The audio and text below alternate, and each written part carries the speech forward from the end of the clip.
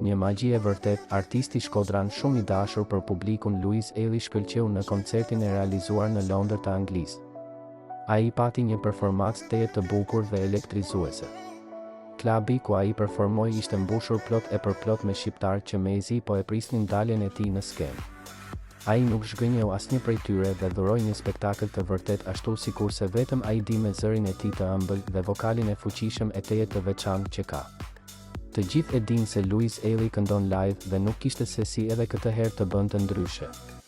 Fenomeni shkodran arriti të rrëmbente të gjitha zemrat e pranishmëve duke kënduar, duke kërcyer dhe sigurisht edhe duke bërë humor me ta gjë që e favorizonte mase gjatë performancave të tij.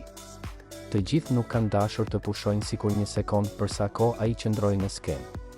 Ata që kishin shkuar për ta ndjekur nuk u lodhën së duar trokituri dhe së brohorituri fort për të duke i treguar se sa shumë e admironin dhe se sa shumë e pëlqenin si artist. Louise si gjithmonë arriti të transmetonte shumë emocione të bukura dhe shumë ndjesi pozitive. Ai duket që kishte shumë energji pozitive dhe këtë e tregoi gjatë gjithë mbrëmjes që performoi për ta.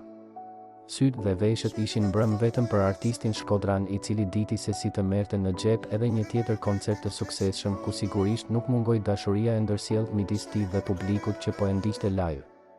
Ndërkohë Louisin kishin edhe njerëz që e prisnin online nga pamundësia për të shkuar dhe për ta ndjekur live në koncert. Ai arriti që edhe ata t'i mbante me zemrën peshë duar derisa u ngjit në skenë dhe krijoi atë magjin që vetëm ai artist di se si ta krijoj. Në koncertin e tij pati disa rryma muzikore të kënduara, një miks rrymash më saktë.